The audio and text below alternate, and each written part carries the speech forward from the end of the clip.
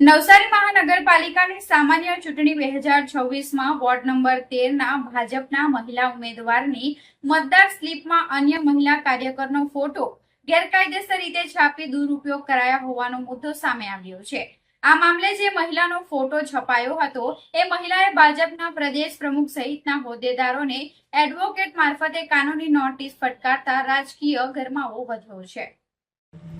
નવસારી શહેરના જમાલપોરના રહેવાસી ગૌરક્ષક સાજન ભરવાડના પત્ની મિનલબેન ભરવાડે એડવોકેટ પરેશ કુમાર વાટવેચા મારફતે ભાજપના પ્રદેશ પ્રમુખ જગદીશ વિશ્વકર્મા, નવસારી જિલ્લા ભાજપ પ્રમુખ ભૂરાલાલ શાહ અને શહેર ભાજપ વિજય ભટ્ટ, નવસારી ધારાસભ્ય રાકેશ દેસાઈ અને વોર્ડ નંબર 13ના વિજેતા ઉમેદવાર માધવીબેન શેઠને નોટિસ પાઠવી છે।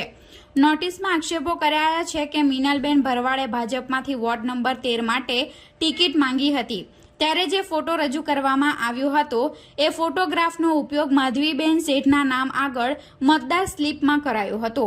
મિનલબેનની લોકપ્રિયતાનો ગેરલાભ લેવા અને મતદારોને ગેરમાર્ગે દોરવા માટે તેની મંજૂરી વિના 20,000થી વધુ આવી સ્લીપો વહેંચાઈ હતી। આ કૃત્યથી તેમની સામાજિક અને રાજકીય પ્રતિષ્ઠાને મોટું નુકસાન થયું હોવાનો દાવો કરાયો છે।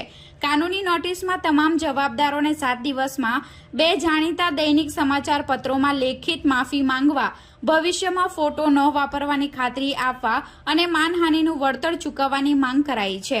માંગ ન સ્વીકારાય તો ભારતીય ન્યાય સંહિતા અને આઈટી એક્ટની વિવિધ કલમો હેઠળ ફોજદારી તેમજ સિવિલ રીતે કાયદેસરની કાર્યવાહી કરવાની ચીમકી અપાઈ છે।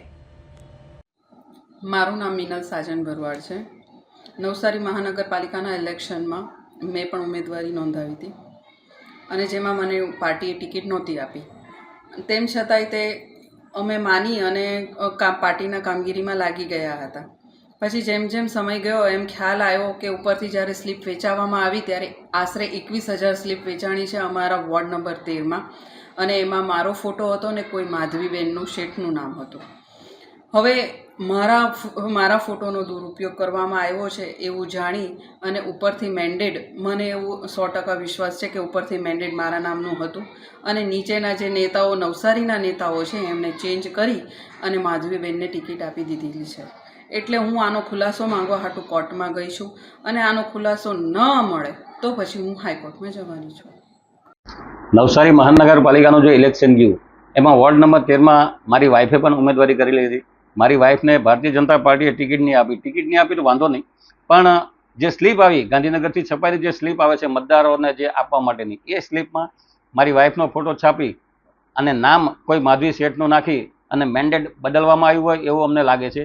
ઉપરથી તો મેન્ડેટ મારી વાઈફનું જ આવેલું એવું અમને અનુમાન છે, પણ નીચે એન કેન પ્રકારે મેન્ડેટ બદલી અને ટિકિટ બીજા કોઈને આપી દીધી એવું અમને લાગે છે। પણ ફોટો જે સ્લીપમાં છપાયો છે આશરે 19,000થી 21,000 જેટલી સ્લીપો છપાઈ અમારા વોર્ડમાં અને અમારા ફોટાનો જે દુરુપયોગ થયો છે એના સંદર્ભમાં અમે ચૂંટણી પંચમાં પણ ફરિયાદ કરેલી, એસપી સાહેબને અને કલેક્ટરશ્રીને પણ ફરિયાદ કરેલી, પણ આજ સુધી કોઈએ કંઈ કર્યું નથી। એટલે અમારા જે વકીલ છે એણે લીગલી નોટિસ ફટકારી અને ખુલાસો માંગેલો છે। લીગલી નોટિસ ગુજરાત પ્રદેશ પ્રમુખને, અમારા નવસારી જિલ્લાના પ્રમુખને અને અમારા ધારાસભ્યશ્રી અને જે અમારા ફોટાનો દુરુપયોગ કરીને જે જીતીને આવી છે એની ઉમેદવારી પણ રદ થવી જોઈએ, એની જીત પણ રદ થવી જોઈએ, એના માટે અમે ખુલાસો માંગેલો છે।